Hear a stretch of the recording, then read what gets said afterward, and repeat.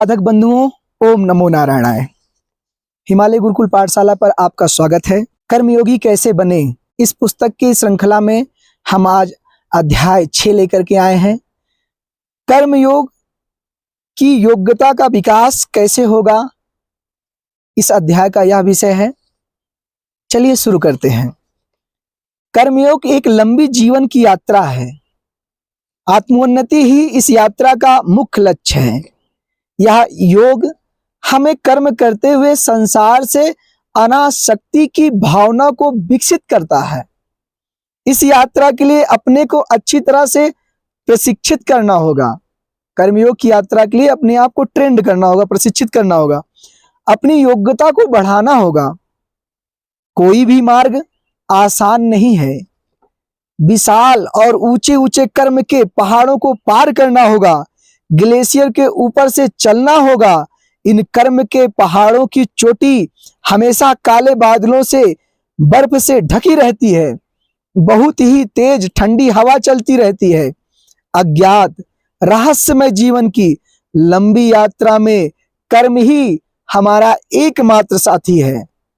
कर्म जो है हमारा एकमात्र साथी है। आध्यात्मिक मार्ग में चलने के लिए आपको सबसे पहले अधिकारी निरूपण की परंपरा है। शास्त्र कहते हैं कि जिनमें योग्यता होती है उनमें ही सिद्धि को फलित होते देखा जाता है। बिना योग्यता के सिद्धि नहीं प्राप्त होती है, ऐसा शास्त्र कहते हैं। जो मेधावी हो, मेधावी मतलब जो तेज दिमाग का हो, कुशाग्र बुद्धि हो, जिसकी बुद्धि बहुत तेज हो और तार्किक कौशल में निपुण हो, ऐसे बौद्धिक लक्षणों से युक्त ही आत्मविद्या का वास्तविक अधिकारी होता है। आत्मविद्या का वास्तविक अधिकारी होने के लिए ये लक्षण होने चाहिए। अतः कर्मयोग के अनुरूप अपने विचारों का विस्तार करना होगा। अपने दृष्टिकोण को कर्मयोग के अनुरूप बदल कर चलना होगा ताकि हम एक कर्मयोगी बन सकें। कर्मयोग का मार्ग न तो बड़ा कठिन है और न ही बड़ा सरल है। गीता के अनुसार कर्मयोगी वह है जो बिना किसी व्यक्तिगत स्वार्थ या अपेक्षा के कर्म करता है। जो निस्वार्थ भाव से कर्म करता है वही कर्मयोगी है और स्वयं को भगवान को समर्पित कर देता है। दो लक्षण भगवान कृष्ण गीता में बता रहे हैं कि एक तो निस्वार्थ भाव से कर्म करे और दूसरी बात है कि वो भगवान को स्वयं को समर्पित कर दे। मनुष्य जीवन दुर्लभ है। हम सभी जानते हैं हमें एक स्पष्ट दिशा की ओर चलना होगा। इस मानव जीवन को धन्य और सफल बनाने के लिए कर्म हमारी हमेशा परीक्षा लेगा। इस कर्म भूमि से भाग जाने के लिए, पलायन करने के लिए बस बहादुरी के साथ हमें आगे बढ़ना होगा। दृढ़ संकल्प के साथ आगे बढ़ना होगा, तभी हम भागेंगे नहीं, पलायन नहीं करेंगे, जिससे कर्म के जाल में हम फंस न जाएं। मानव जीवन की यात्रा वेद कहते हैं अशुतो मां सद्गमयः मृत्योर्मा अमृतम गमयः, अर्थात असत्य से सत्य की ओर, अज्ञान से प्रकाश ज्ञान की ओर और मृत्यु से अमरता की ओर। यह एक लंबी आत्म विकास की यात्रा है।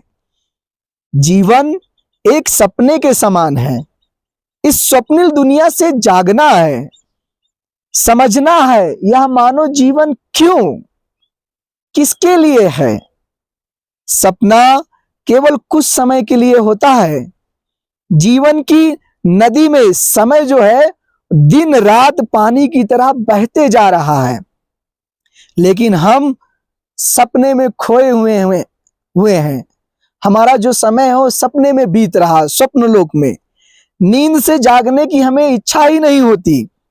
इस छोटे शरीर के पीछे अविनाशी अमर आत्मा को हम महसूस नहीं करते, जिसके लिए हम इस शरीर के सुख दुख में आदी होने लगते हैं, भाग्य के लिए आदी होने लगते हैं।